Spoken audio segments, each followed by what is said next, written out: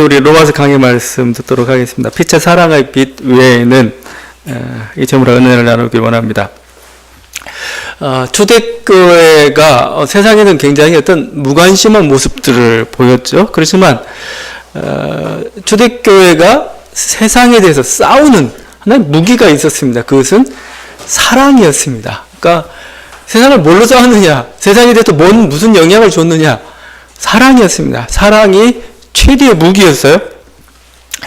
오른편 뺨을 때리죠. 그 부당한 폭력 앞에서 그들은 똑같이 폭력으로 이렇게 나서지 않았습니다. 오히려 왼편 뺨마저 이렇게 내어주는, 어떻게 보면은 무장하고 나갔습니다. 그럼 왜 그랬느냐? 이유는 그냥 사랑 때문이라고 얘기할 수밖에 없어요. 눈에는 이해는 일식의 세상의 법칙으로 가지 않겠다는 겁니다. 하물며 악인일지라도 뭐예요? 하나님의 사랑한 사람인데 차마 폭력을 쓸 수 없다 이거죠. 오리를 강제로 동원시키는, 이게 하나의 국가적인 하나의 로마식의 강제 부역이었어요. 강제 부역. 그런데 그거에 대해서 부당하다고 이렇게 항의하기보다는 그냥 그들은 오리가 아니고 그 두 배인 심리까지도 같이 동행해 줬습니다. 마치 세상을 비웃는 듯 하는 거죠. 니네 원해? 그래, 그대로 살아줄게. 난 그게 별로 관심 없어. 이런 거죠. 오히려 폭력에 대해서 사랑의 행위로 어떻게 보면 저항한 거나 사실은 또 마찬가지입니다. 원수를 사랑하고 오히려 자기 재산을 팔아서 이렇게 가난한 자를 먹이고 나그네를 대접하고 포로된 자를 돌보고 이랬던 거죠. 오히려 재물보다는 그들을 사랑으로 이렇게 나아갔습니다. 그래서 어떻게 보면은 세상을 화나게 했어요. 세상은 사탄을 화나게 했어요. 왜? 좀 이렇게 내가 한 대 때리면 저쪽도 이렇게 같이 폭력으로 맞대응해야 그 기분이 좋거든요. 그래, 네 그러다 같이 망해라 되는데 오히려 그거에 대해서 반대식으로 이렇게 나오니까 사탄이 열받았어요. 그다음에 세상이 왜 니네 다른 방식으로 살아? 니네도 같이 진흙탕에서 뒹굴지 왜? 근데 그들은 그 길을 가지 않았어요. 그냥 우린 니네가 뭐 하든지 우린 그냥 사랑하겠다 갔던 거죠.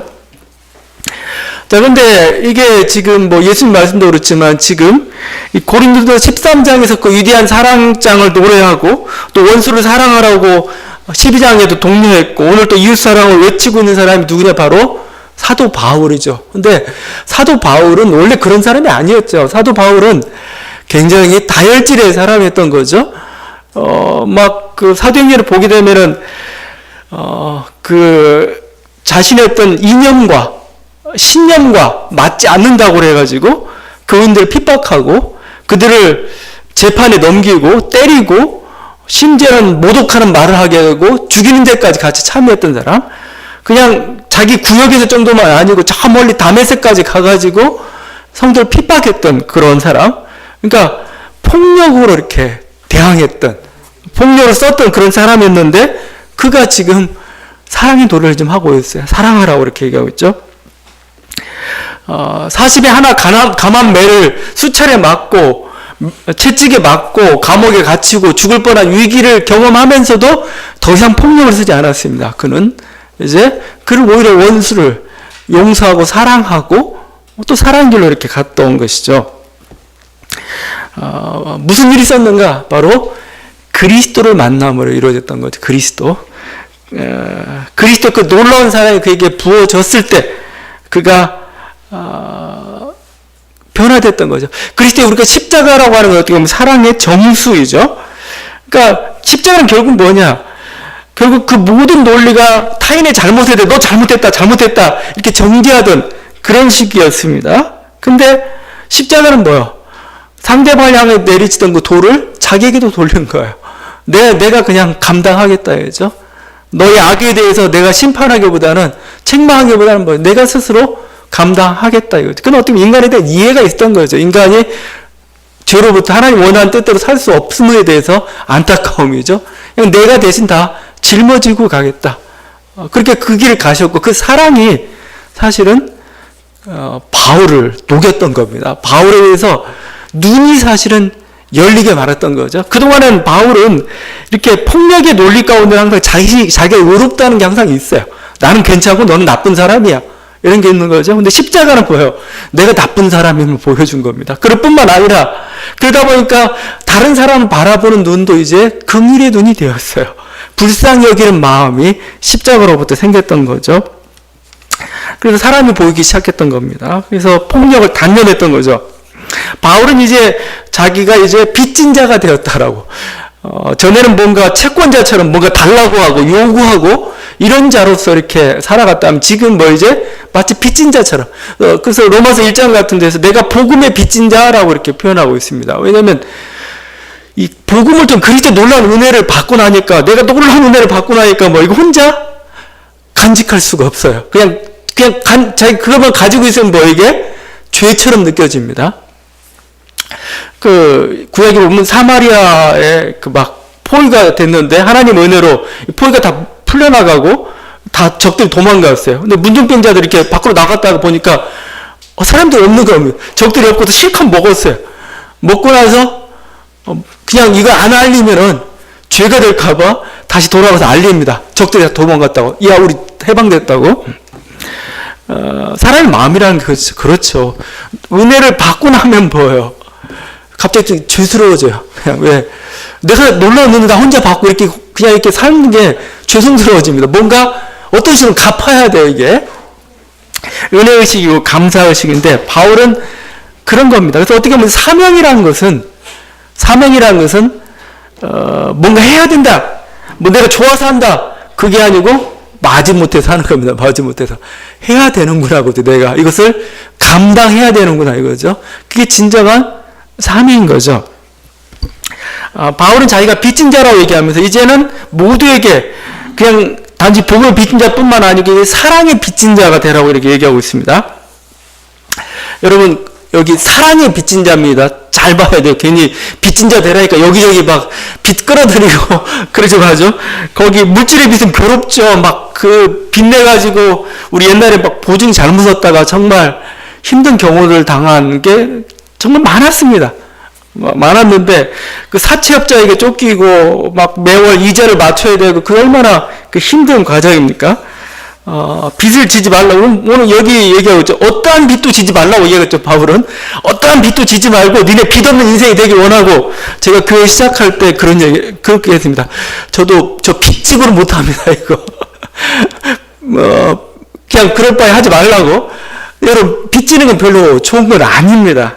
빨리 갚고 채우길 바랍니다. 그런데 주님 지금 바울이 원하는 건 그런 빚 말고 뭐죠? 사랑의 빚이랍니다. 사랑의 빚.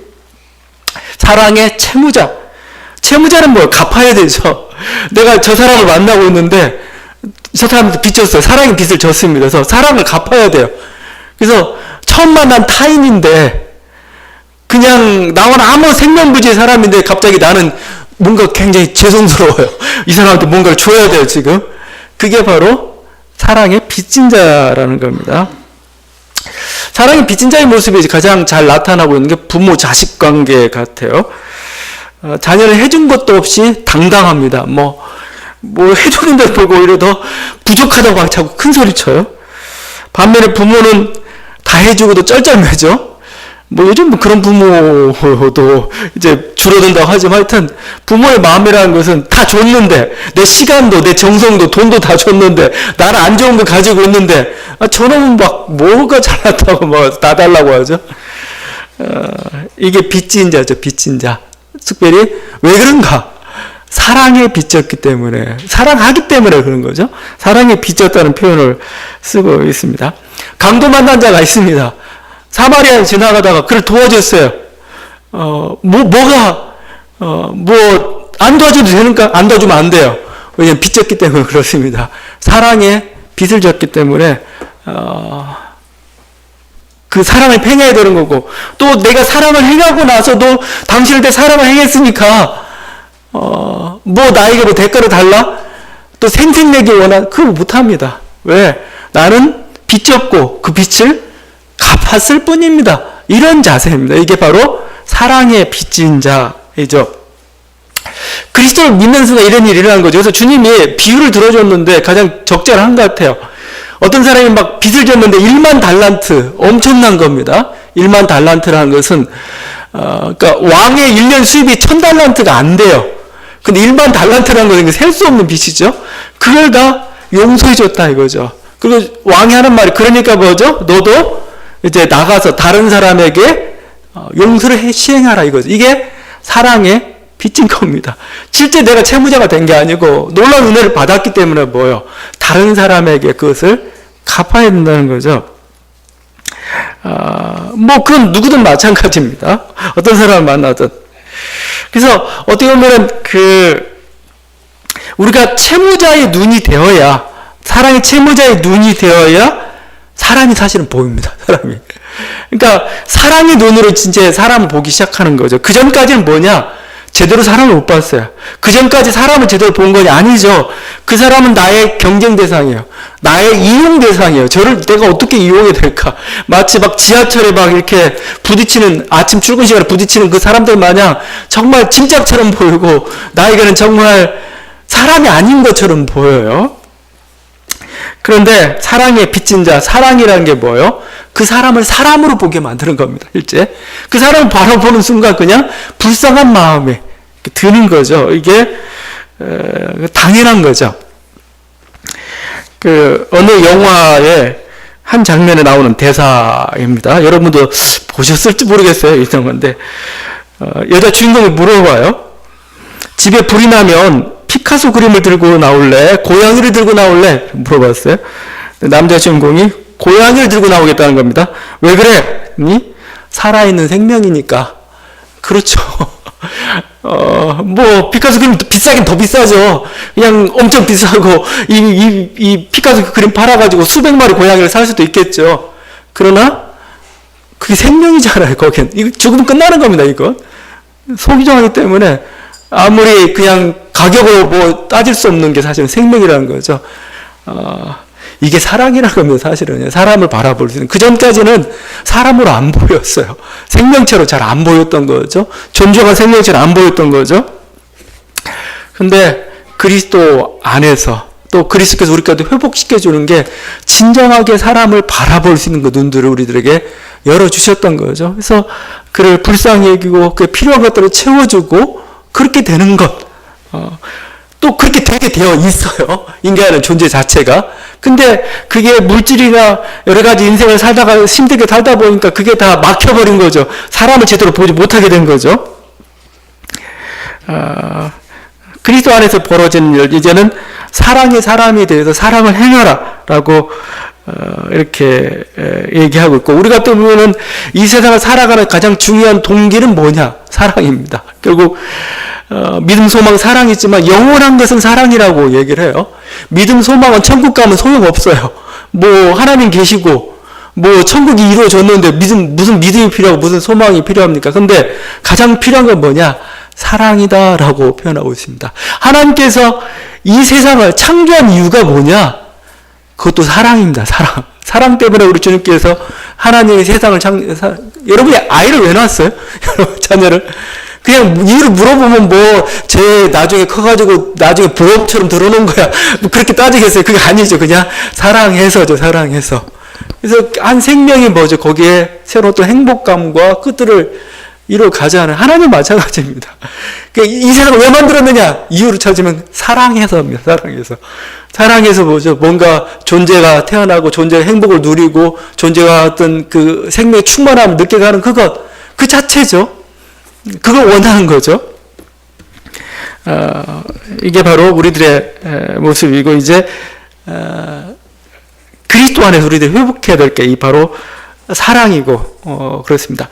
이게 뭐 우리뿐만 아니고 사실 사회 자체도 이렇게 사랑의 빚으로 이렇게 돌아가는 게 좋아요. 물질적인 빚이 아니고 사랑의 빚이죠. 사랑의 빚으로 이렇게 돌아가야 사회가 평화롭습니다. 사회가 행복합니다. 그럼 왜 그러냐면은 사랑의 빚으로 돌아간다는 것은 감사의 마음으로 이렇게 그런 마음으로 돌아가기 때문에 그런 거죠.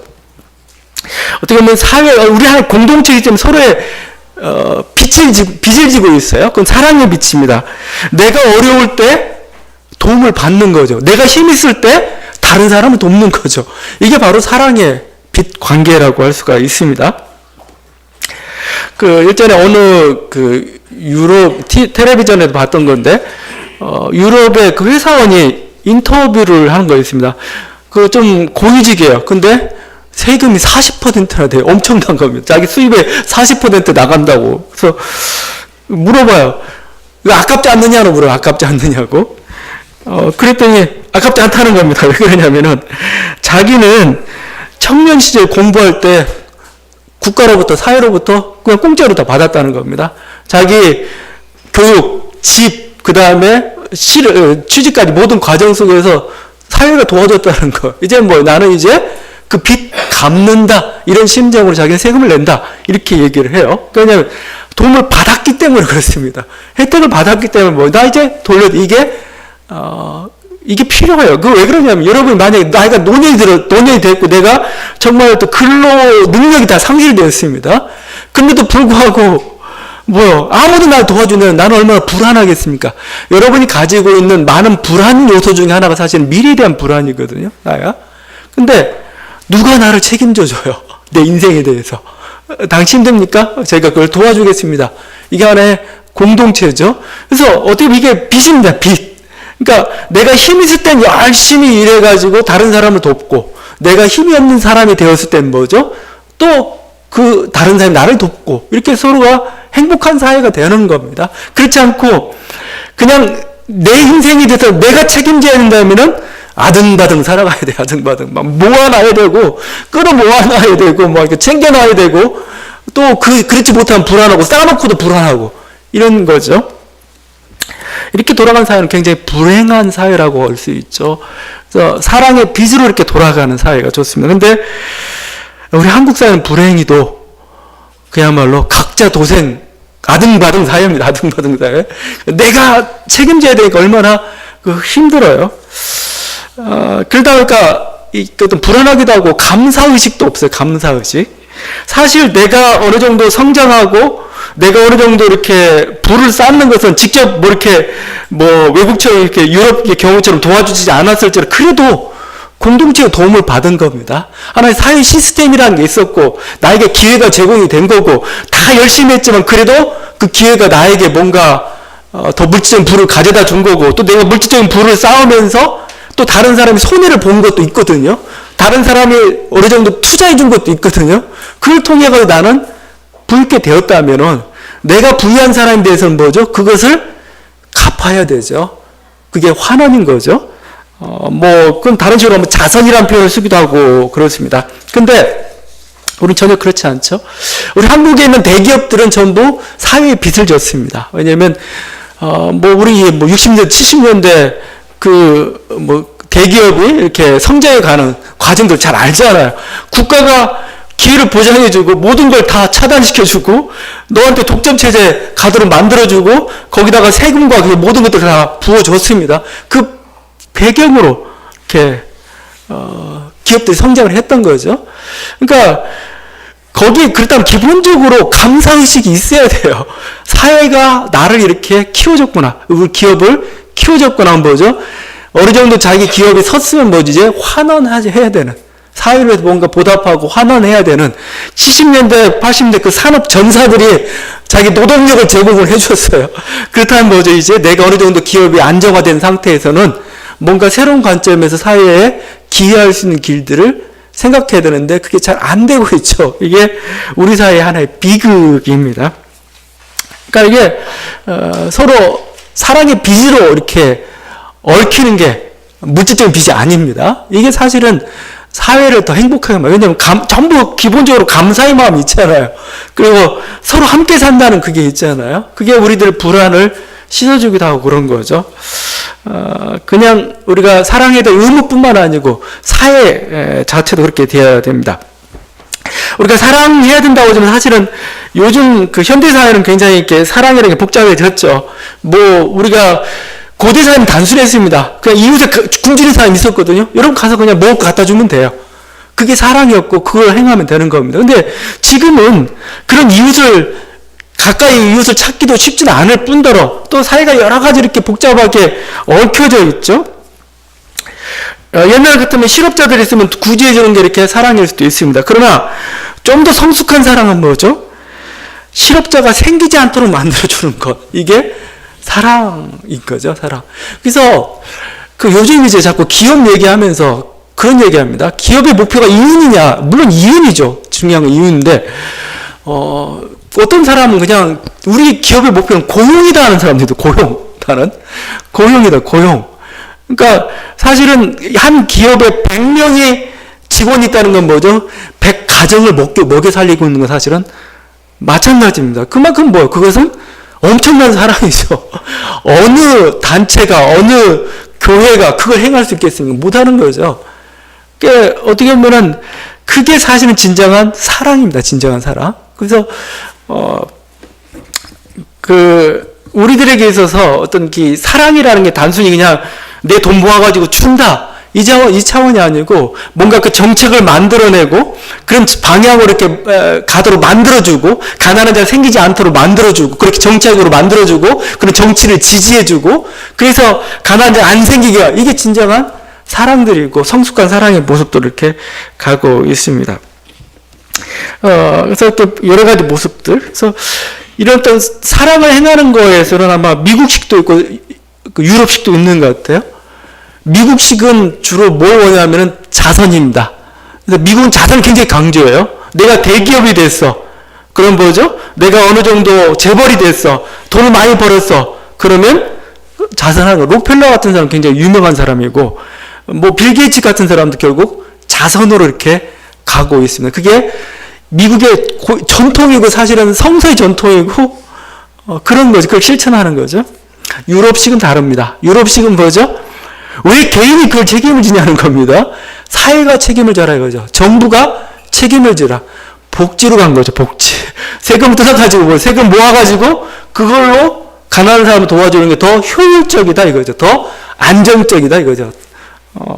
결국 뭐 두 길은 다 필요하지만 어느 길이 옳다? 이쪽은 빨갱이의 길이고 이쪽은 뭐 진정한 원하는 길이고 그렇지는 않아요. 둘 다 사랑의 길입니다. 우리들이 어떤 식으로 사랑을 베풀까 봐야 되죠.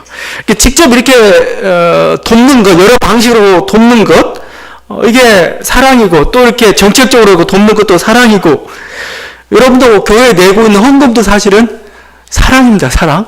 왜냐하면 그것 때문에 목회자가 먹고 살아요. 그 다음에 또 이걸 가지고 또 선한 일들도 해낼 수가 있습니다. 그것도 하나의 사랑의 행위죠. 사도 바울이 사랑이라고 얘기할 때 여러분이 바울 서신들 쭉 읽어보면 가장 중요한 것 중에 하나는 사실은 헌금이었어요. 헌금. 그걸 통해서 가난한 예루살렘 교회를 돕는 헌금. 이걸 사랑이라고 얘기하고 또 뭐죠? 교회 내에 있는 뭐죠? 이렇게 못 먹고 가난한 성도들을 자기 재산으로 먹이는 것. 이게 사랑이었던 겁니다. 뭐 여러 가지 모습들입니다. 뭐 작은 수고로 도르면 상대방을 기쁘게 하고 이것도 사랑이라고 할 수가 있죠. 여러분 뭐 이렇게 이것저것 줄 것도 없다면은 미소를 잘 짓는 것도 사랑입니다. 미소 짓는다는 것은 상대방을 기쁘게 할 뿐만 아니라 어떻게 보면은 정말 나는 당신을 존중합니다 이런 표현일 수 있습니다. 미소 짓는다는 것. 그냥 막 냉정한 표정으로 항상 아무 표정 사람인지 기계가 뭐가 물건이 지나가는지 그냥 스쳐 지나가 그게 아니고 미소 짓는다는 건 뭡니까? 나는 그 사람인데 나는 당신을 존중합니다. 당신을 환영합니다. 이런 의미가 있는 거죠. 20세기 성자라고 불리는 테레사 수녀가 이렇게 얘기했습니다. 우리가 누군가에게 미소를 지을 때 그것은 사랑을 실천하는 것이다. 그 사람에게 선물을 주는 것이다. 그것도 아름다운 선물을 주는 것이다. 테레사의 미소는 굉장히 유명합니다. 이 테레사의 미소가 실제 영향을 미쳤습니다. 우리나라는 정호승 시인한테 이렇게 영향을 미쳤어요. 외로우니까 사람이다. 그 시집이 1998년도에 나왔는데 거기 시 중에 하나가 마더 테레사 수녀의 미소란 그 시가 있습니다. 제가 한번 읽어보겠습니다. 87 생신을 맞아 인도 캘커타 사랑의 선교회 본부 건물 발코니에 나와 몰려든 축하객들에게 두 손을 모으고 답례하는 마더 테레사 수녀의 웃는 사진이 동아일보 일면 머릿기사로 나왔다. 나는 아침밥을 먹다가 그 사진을 몇 번이나 들여다보았다. 테레사 수녀의 그 웃음이 합죽한 입가에 번진 수줍은 그 미소가 아흔에 돌아가신 내 경주 할머니의 미소 같아서 평생을 첨성된 앞 채마밭에서 김을 매시던 반월성 들판에서 쑥을 캐시던 외할머니의 맑은 미소 같아서 그 사진 정성스럽게 오려놓았다. 시를 쓰는 내 책상 앞에 붙여놓았다. 진정한 사랑에는 고통이 따른다는, 상처를 입을 때까지 사랑한 것을 두려워하지 말라는, 사랑은 어느 계절이나 열매를 맺을 수 있다는 그분의 말씀 다시 한번 떠올리면서, 그죠? 그 테레다 순의 미소가 시를 짓게 만들었어요. 그리고 사랑의 위대함을 떠올리게 만들고, 추억을 떠올리게 만들고, 고통 속에서 인내할 수 있는 힘을 가져다 주고 있는 거죠. 작은 사랑이 여러분, 미소도 그냥 웃어주는 것도 사실은 정말 사랑입니다. 그건 어떻게 보면은 사랑에 빚진 자의 표정일 수가 있는 거죠. 사랑에 빚진 자의 당신을 환영합니다. 이런 거죠. 바울은 이런 사랑이라는 게 얼마나 위대한지 율법의 완성이라고 얘기하죠. 십계명에도 여러 금지 명령들이 있습니다. 간음하지 말라, 살인하지 말라, 도둑질하지 말라, 탐내지 말라. 그런데 이 모든 수많은 율법들, 613가지의 율법들이 있다고 하죠. 근데 그걸 딱 한 단어로 압축해라, 한 문장으로 압축해라. 거기 그 외에 다른 계명이 있을지라도 이 모든 계명은 내 이웃을 내 자신과 같이 사랑하라. 이 한마디로 족하다. 사실은 율법이라는 게 뭐뭐 하지 말라는 겁니다. 대부분 이거 하지 말라, 이거 하면 안 된다, 이거 하면 되는데 결국 율법은 결국은 뭐냐면 악을 행하지 말라는 겁니다. 근데 지금 바울은 악을 행하지 않는 동기는 결국 뭐냐? 사랑 때문에 생기는 거 아니겠어요? 거기 예를 들면 이런 거죠. 간음하지 말라 하면은 만약에 내가 이웃을 사랑해요. 그 이웃 중에 가장 가까운 이웃은 자기 배우자잖아요. 근데 그 배우자가 화를 나게 만들고 배우자의 어떤 기분과 신의를 망쳐버리는 그런 간음을 나는 행할 수가 없는 거죠. 그건 내가 그 이웃을 사랑하는데 그 이웃의 목숨을 얼마나 그 한 가정을 망가뜨리는 그 일들을 내가 해낼 수가 없는 거죠. 그건 내가 이웃을 사랑하면 그 이웃이 가지고 있는 재물들, 재산들, 어떤 권리들, 지위들 다 소중한 것들이죠. 이 소중한 것을 빼둘 수가 없는 거죠. 그 모든 게 사실은 사랑에 걸려 있습니다. 사랑하면은 뭐예요? 악을 행하지 않는 거죠. 왜냐면 그 사람 싫어하는데, 그 사람이 아픈데 내가 어떻게 그 악을 행할 수가 있냐 이거예요. 그래서 사랑은 이웃에게 악을 행하지 않기 때문에 그 모든 것을 다 이루었다. 그죠? 동양에서 이것을 측은지심이라는 표현을 쓰고 있습니다. 측은지심. 이것도 바울의 말과 같은 것 같아요. 측은지심, 불쌍히 여기는 마음이 사랑의 근본이다. 이렇게 표현합니다. 사랑의 근본. 제가 전에 한번 자주 드렸던 예와 같은데, 맹자 편을 보게 되면 제선왕편에 제선왕 이 얘기 하나가 있는데, 제선왕이 이렇게 당상에 앉아 있었어요. 근데 그 앞에 어떤 사람이 소를 몰고 갑니다. 소를 몰고 하는데 이제 제사에 바칠 소였어요. 근데 이게 이제 새끼도 따라오고 막 이렇게 막 울고 막 바들바들 떨고 있는 겁니다. 이렇게 자기 죽을 걸 알고. 근데 제선왕 눈에 너무 불쌍해 보였습니다. 불쌍해 보여가지고 소를 살려주라고 합니다. 살려주고 대신 양을 바쳐라고 했습니다. 그래서 양을 바쳤어요. 근데 사람들이 막 수군대기 시작합니다. 왜냐면 소가 더 비싸거든요. 그래서 비싼 소는 안 바치고 싼 양 바쳤다 막 이렇게 한 겁니다. 그러니까 비방받으니까 제선왕이 맹자한테 가서 자문을 구하면 제가 잘못한 겁니까? 하고 이렇게 물어봐요. 그랬더니 오히려 맹자가 칭찬합니다. 그것은 인의 실천입니다. 사랑의 실천입니다. 라고 하면서 이렇게 얘기합니다. 소는 직접 보고 양은 보지 못했기 때문입니다. 무슨 말이에요? 소는 봐서 불쌍하잖아요.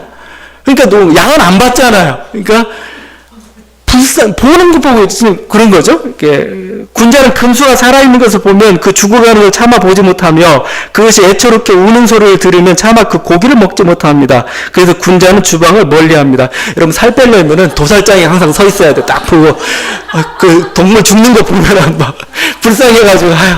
고기 그만 먹자. 나 이제 못 먹겠다 이제. 이런 거죠. 그 마음이 사실은 일어나는 게 당연한 거죠. 그 마음 가운데서. 왜냐하면 측은히 여기는 마음이 가장 인간의 바탕이라는 겁니다. 바탕. 근데 뭐 이게 맹자 얘기는 이게 자꾸 인간의 어떤 사회생활하다 보니까 이게 자꾸 이렇게 아주 이렇게 굳어졌어요. 그 교육이라는 게 뭐예요? 이 굳어진 측은지심을 깨는 게 교육이라 얘기한 거죠. 그 마찬가지죠. 우리가 직접 보지 못하고, 그러니까 사실은 악을 행하는 가장 근본 원인, 인간의 마음 가운데 이 근본 착한 심령, 우리 하나님의 형상이라고 할 수가 있습니다. 있는데 불구하고 안 보려고 그래, 자꾸. 안 보려고 하니까 뭐죠? 악을 행하는 거죠. 그래서 자기가 음식물에 그래서 기업을 하면서 아주 안 좋은 걸 하면서 그 사람을 무지 않기 때문에 그렇죠. 만약에 그 사람이 그걸 먹고 고통을 받고 그것을 자기 가족이 먹는다고 생각하면은 안 하죠, 그렇게.